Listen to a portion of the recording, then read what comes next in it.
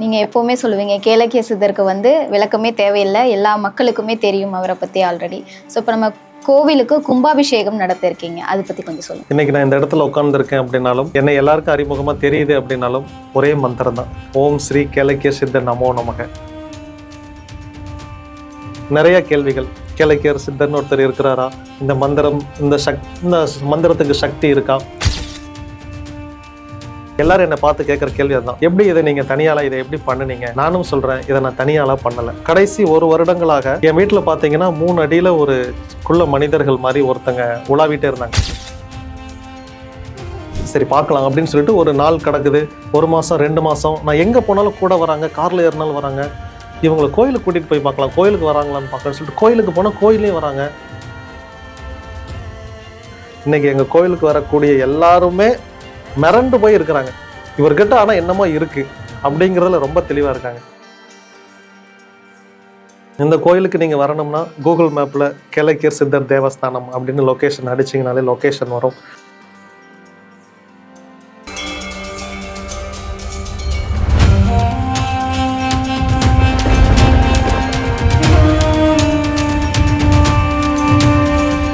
Sir வணக்கம் sir. கேளக்கியர் சித்தர் நம்ம நீங்கள் எப்போவுமே சொல்லுவீங்க கேளக்கிய சித்தருக்கு விளக்கமே தேவையில்லை, எல்லா மக்களுக்குமே தெரியும் அவரை பற்றி ஆல்ரெடி. ஸோ இப்போ நம்ம கோவிலுக்கு கும்பாபிஷேகம் நடத்த இருக்கீங்க, அதை பற்றி கொஞ்சம் சொல்லுங்கள். நிச்சயமா. இன்னைக்கு நான் இந்த இடத்துல உட்காந்துருக்கேன் அப்படின்னாலும், என்னை எல்லாருக்கும் அறிமுகமாக தெரியுது அப்படின்னாலும் ஒரே மந்திரம் தான். ஓம் ஸ்ரீ கேளக்கிய சித்தர் நமோ நமக. 2 மந்திரங்களை இந்த பூமிக்கு நான் கொடுத்துருக்கேன். ராமானுஜருக்கு பிறகு அவர் ஓம் நமோ நாராயணான்னு கொடுத்தாரு. நான் ஓம் ஸ்ரீ கேளக்கிய சித்தர் நமோ நமக, ஓம் ஐம் ஹ்ரீம் கேளக்கிய சித்தர் நமோ நமக. இந்த 2 வருடத்திற்குள்ளாக மிகப்பெரிய மாற்றம். இப்போ நாங்கள் கட்டியிருக்கிறது கற்கோவில். நிறைய கேள்விகள். கேளக்கியர் சித்தர்னு ஒருத்தர் இருக்கிறாரா, இந்த மந்திரம் இந்த மந்திரத்துக்கு சக்தி இருக்கா, இது நிஜமா உண்மையா இப்படிங்கிற கேள்வி. அதற்கு எல்லாம் இந்த கோயிலே ஒரு மிகச்சிறந்த எடுத்துக்காட்டு. இந்த கோயிலுக்கு கும்பாபிஷேகத்துக்கு நான் யாரெல்லாம் கூப்பிடுறேனோ பக்தர்கள் முதலாவது வந்துடுங்க. அதுக்கப்புறம் சரி, சில பேர் என்ன நினச்சிருப்பாங்கன்னா, இவங்க ஒரு கொஞ்ச காலம் இருப்பாங்க, அதுக்கப்புறம் பின்னாடி இருக்க மாட்டாங்க அப்படின்னு நினச்சாங்க. ஆனால் இப்போ அவங்களுக்கு ஒரு நம்பிக்கை வந்திருக்கும். ஏன்னா வருடந்தோறும் திரும்பி ஒருத்தங்க வராங்க அப்படின்னா, ஏன்னா நான் போன வருஷத்துக்கே அழைப்பு கொடுத்துருந்தேன். அப்போ இந்த வருஷம் இது நடக்குது அப்படின்னா இங்கே ஏதோ சம்திங் இருக்கும் போல. அந்த ஏதோ சம்திங்னு நினைக்கிற அந்த 50% நீங்களும் வாங்க. இன்னும் இது மேலெல்லாம் எங்களுக்கு நம்பிக்கை இல்லை அப்படிங்கிறவங்களும் ஒரு கூட்ட ஜனங்கள் இதை நம்புறாங்க இல்லையா, எதன் அடிப்படையில் இதை இப்படி நம்புறாங்க அப்படின்னு உங்களுக்கு நம்பிக்கை இல்லைன்னா பரவாயில்ல, இவங்க என்னதான் பண்றாங்க அப்படின்னு நீங்க உண்மையாலுமே நீங்க இந்த கும்பாபிஷேகத்தை பாருங்க, அந்த மண்ணில் கால் வச்சு நீங்க மிதிச்சு பாருங்க. உங்களுக்கு சக்தியை நீங்க உணரல அப்படின்னா உண்மையாலுமே நான் சேலஞ்ச் பண்ணி சொல்றேன், அப்படி ஒரு சம்பவமே இங்க நடக்காது. நீங்க சொல்வீங்க அடுத்து, எனக்கு இந்த இடத்துக்கு வர வரைக்கும் இது மேல என் நம்பிக்கை இல்லை, ஆனா இந்த மண்ணை மிதிச்சதுக்கு பிறகு நான் சொல்றேன், ஆமா இங்க கேளக்கியன்னு ஒரு தெய்வம் இருக்கார். எல்லாரும் என்னை பார்த்து கேட்குற கேள்வி அதுதான். எப்படி இதை நீங்க தனியால இதை எப்படி பண்ணுனீங்க? நானும் சொல்கிறேன், இதை நான் தனியாலாம் பண்ணலை. இந்த கடைசி 1 வருடங்களாக என் வீட்டில் பார்த்தீங்கன்னா 3 அடியில் ஒரு குள்ள மனிதர்கள் மாதிரி ஒருத்தங்க உலாவிட்டே இருந்தாங்க. என்னடா இது, நம்ம ஐயாவோட கண்ட்ரோலில் இருக்கோம், நம்மளே ஒரு கோவில் கட்டியிருக்கோம், நம்ம வீட்டில் யாரோ ஒருத்தங்க இருக்கிறாங்களே, இவங்க யார் அப்படின்னு எனக்கு ஒரு சந்தேகம். சரி பார்க்கலாம் அப்படின்னு சொல்லிட்டு ஒரு நாள் கிடக்குது, 1 மாதம் 2 மாதம். நான் எங்கே போனாலும் கூட வராங்க, காரில் ஏறினாலும் வராங்க. இவங்களை கோயிலுக்கு கூட்டிகிட்டு போய் பார்க்கலாம், கோயிலுக்கு வராங்களான்னு பார்க்கலான்னு சொல்லிட்டு கோயிலுக்கு போனால் கோயிலையும் வராங்க. இவங்க நடக்கிறது இல்லை. இவங்க எப்படி இருக்காங்கன்னு கேட்டால் இவங்க ஒரு காற்று மாதிரி சரக்குன்னு அங்கே போகிறாங்க வராங்க, இப்படியே பண்ணுறாங்க. என் மனைவிட்ட சொல்லாமன்னு பார்த்தா பயந்துருவா. என் பையனும் வேண்டாம், அவனும் சின்ன பையன் வேண்டாம், என்ன பண்ணுறதுன்னு தெரியல. ஐயாட்ட தான் கேட்டவன வழி இல்லை. ஐயா இவங்க யார், ஏன் என்னை பின்தொடர்றாங்க, என்ன வேணும் இவங்களுக்கு, இவங்க தப்பாக இருந்தால் இவங்களை தடுத்து நிறுத்துங்க, என்ன பண்ணலாம் அப்படின்னு நான் கேட்டுட்ருக்கேன். ஐயா சொல்கிறாரு, இல்லை உனக்கு இடையூறு என்ன வந்தாலும் அதை தடுக்கிறதுக்காக நான் தான் உனக்காக கொடுத்துருக்கேன். உன் வீட்டில் அவங்க கூட ஒருத்தங்க இருப்பாங்க, இந்த கோயிலில் ஒருத்தங்க இருப்பாங்க, ஆக மொத்தம் 2 பேர். கேளக்கியர் ஐயாவை சேர்த்து மொத்தம் 3 பேர் நம்ம கோயிலில் இருக்காங்க. இவங்களுடைய ஒத்துழைப்புனால தான் இவ்வளோ பெரிய விஷயத்தை என்னால் செய்ய முடிஞ்சது. ஒரு காலத்தில் தஞ்சை பெரிய கோயில் கட்டினப்ப தஞ்சை பெரிய கோயிலுக்கும் கருவூரார் சித்தருக்கும் வேற்று கிரக வாசிகளுக்கும் சம்மந்தம் இருக்குது அப்படின்னு சொன்னாங்க. அந்த ப்ளூ பிரிண்ட் எல்லாமே கூட வேற்று கிரக வாசிகள் போட்டு கொடுத்தது தான். அதனால தான் 1000 வருஷம் ஆனாலும் அது அசையாமல் அப்படியே இருக்குது அப்படின்னு சொன்னாங்க. அப்போ எனக்கு அதை பெருசாக புரியல. ஆனால் இந்த காலகட்டத்தில் இந்த கோயில் கட்டுவதற்கே எனக்கு ஒரு சக்தியை ஜெட் ப்ளஸ் பாதுகாப்பு மாதிரி கேளக்கியர் ஐயா கொடுத்து எனக்கு தேவையான எல்லா வேலைகளையும் செய்து முடிப்பதற்கு அவங்க தான் உதவியே பண்ணுறாங்க. அதனால தான் இங்கே ஒரு மேஜிக்காக இருக்கும்.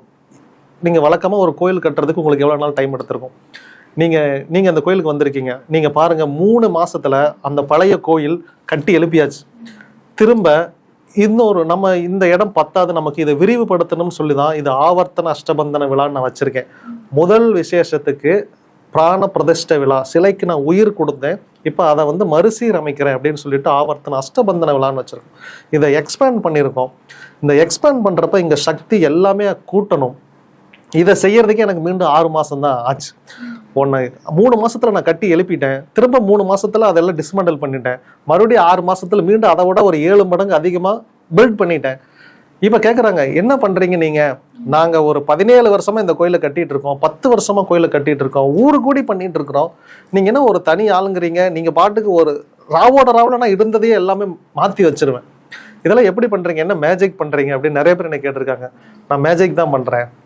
அந்த மேஜிக் செய்யக்கூடிய ஆள் தான் கேளக்கிய சித்தர். நீங்கள் இவரை, நான் சொல்கிற மந்திரத்தை நீங்கள் ஆத்மார்த்தமாக சொல்லுங்கள், இதை விட பயங்கர சக்தியாக உங்களுக்கு செய்வார் அப்படின்னு.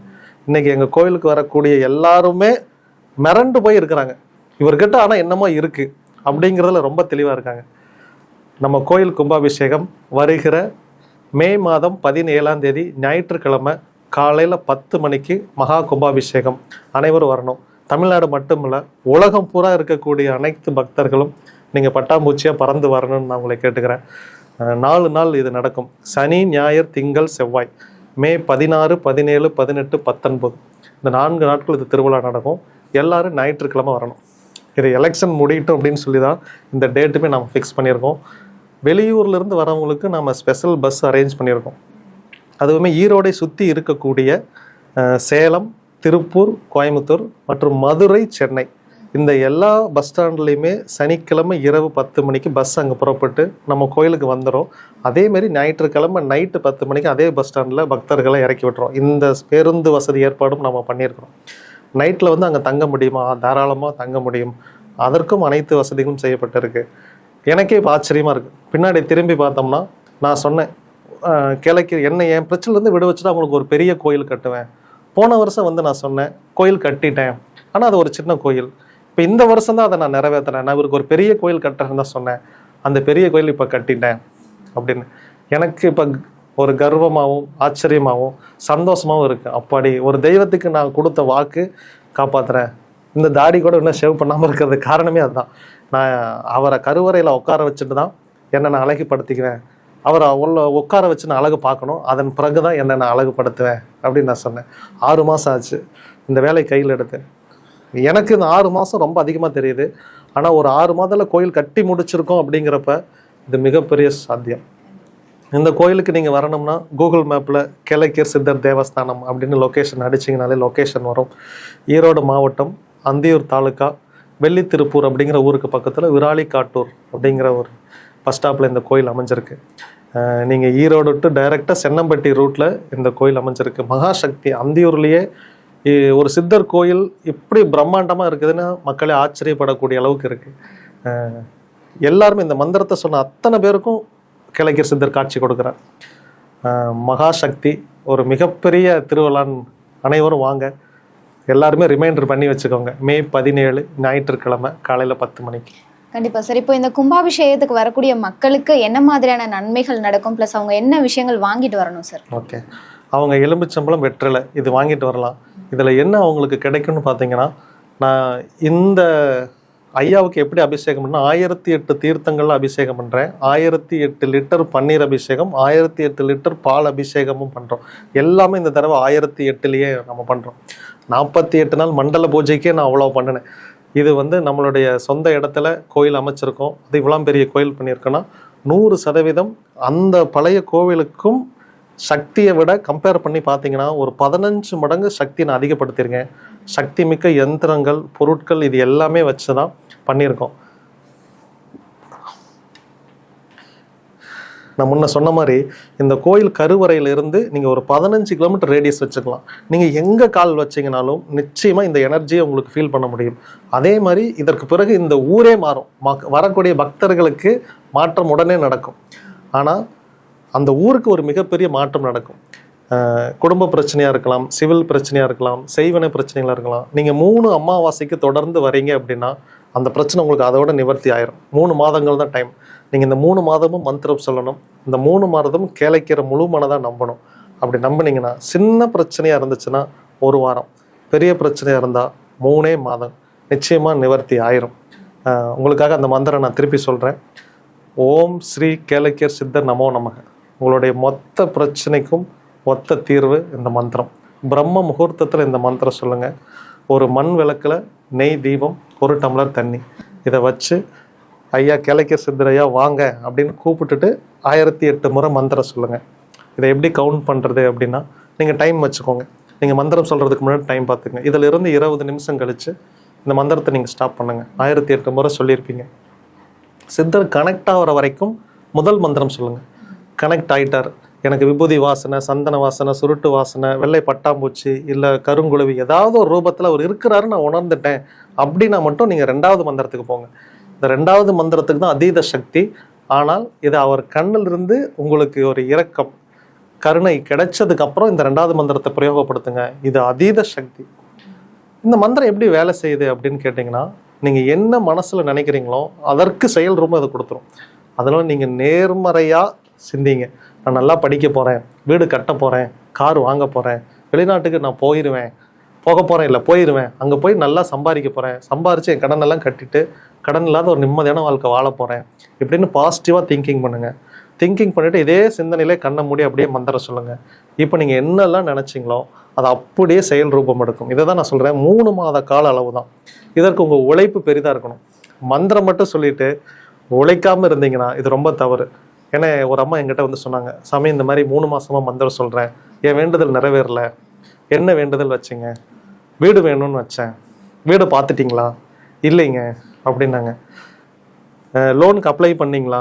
இல்லைங்க அப்படின்னாங்க. அவங்க என்ன புரிஞ்சுக்கிட்டாங்கன்னா, இவங்க ஒரு மந்திரம் சொல்லி கொடுத்தாங்க, இதை சொன்னால் என்ன வேணாலும் கிடைக்குன்னாங்க. நான் வீடு வேணும்னு கேட்டேன், ஆனால் கிடைக்கல. கிடைக்காது தான். நீங்கள் வீடு முதல்ல செலக்ட் பண்ணணும். நமக்கு பட்ஜெட்னு ஒன்று இருக்கும். எனக்கு 20 லட்ச ரூபா பட்ஜெட், எனக்கு 50 லட்ச ரூபா பட்ஜெட். உங்கள் ஸ்டேட்டஸுக்கு தகுந்த மாதிரி நீங்கள் ஒரு பட்ஜெட்டில் வீட்டை பார்க்கணும், தீர்மானம் பண்ணணும். அதற்கோட டாக்குமெண்ட் கொண்டு போய் நீங்கள் பேங்க்கில் கொடுக்கணும். அவங்க நீங்கள் லோனுக்கு அப்ளை பண்ணணும். ஏன்னா யாராலையும் 30 லட்ச ரூபா ஒட்டுக்காக கொடுத்து வீடு வாங்க முடியாது. என்னாலையுமே அப்படி பண்ண முடியாது. அப்போ நானுமே ஒரு லோன், அப்போ அந்த லோன் டிபார்ட்மெண்ட் நீங்கள் பேசணும், லோன் ஓகே ஆகணும், அதன் பிறகு நீங்கள் இஎம்ஐ கட்டணும். இது எல்லாம் நடக்கு. இது எல்லாம் நீங்கள் முயற்சி பண்ணுறீங்க, ஒவ்வொரு காயாக நவுத்துறீங்கன்னா அதாவது கதவுகள் பட்டுன்னு திறக்கும். எனக்கு அப்படி தான் திறந்துச்சு. இந்த கோயில் கட்டணும், இடம் வாங்கணும், ஒவ்வொன்றும் கட்டணும், இது எப்படி கடன் வாங்காமல் பண்ணணும், இதுக்கு என்ன பண்ணலாம், இந்த யோசனைலாம் பண்ணுறப்ப அப்போ என்ன பண்ணலாம் அப்படிங்கிறப்ப அதுதான் கோயில் கட்டு. அப்போ ஐயா பணம் கொடுத்துருவார். கூரை பிச்சட்டெல்லாம் எந்த தெய்வம் பணத்தை கொட்டவே கொட்டாது. அப்படி பண்ணால் அந்த மனசு சோம்பேறி ஆயிரும். அப்படி ஒரு தவறை எந்த தெய்வமும் செய்ய மாட்டாங்க. நீங்கள் உழைக்காமல் இங்கே எதுவுமே கிடைக்காது. நீங்கள் நல்லா படிக்கக்கூடிய குழந்தை டாக்டர் ஆகணும்னு கேளுங்க, அது நியாயமான ஆசை. சார் இவன் எல்லாத்துலேயும் ஃபெயிலு, இவனை எப்படியாவது கேளக்கியர் மந்திரம் சொல்லி டாக்டர் ஆக்கிருங்கன்னா நீங்கள் தவறான ஆசையை முன்வைக்கிறீங்க. இவன் தகுதியே இல்லாதவனை டாக்டர் ஆக்குனா இவன் எப்படி மருத்துவம் பார்ப்பான், அந்த பேஷண்ட் எப்படி பிழைப்பாங்க? அப்போ இவனை டாக்டர் ஆக்குறதுனால பின்விளைவுகள் தான் வருமே ஒழிய, அதனால தான் கடவுள் இந்த ஆசை. இப்போ நீங்கள் உழைக்காம இந்த மந்திரம் சொல்றீங்க அப்படின்னா இது வேஸ்ட்.